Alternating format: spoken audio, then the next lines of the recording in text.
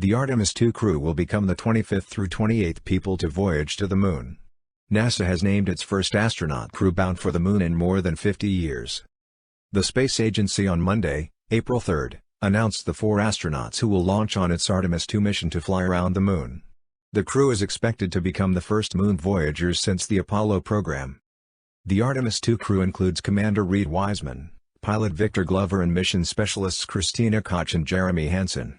Hansen is a Canadian Space Agency (CSA) astronaut flying under an agreement between the U.S. and Canada. He will be the first non-American to leave Earth orbit and fly to the Moon. The Artemis II crew was announced on Monday during an event held at Ellington Field, home to NASA's aircraft operations located near the Johnson Space Center here in Houston.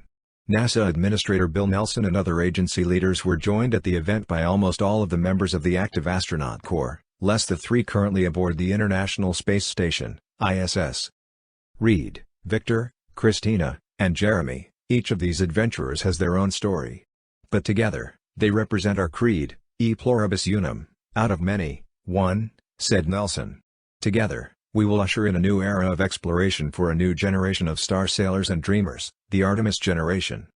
Targeted for launch in late 2024, Wiseman, Glover, Koch and Hansen will lift off aboard NASA's Orion spacecraft atop a Space Launch System (SLS) rocket from Pad 39B at the Kennedy Space Center in Florida. It will mark the first time that both the capsule and booster will fly with astronauts aboard and only the second launch of both vehicles together after the uncrewed Artemis I test flight in 2022.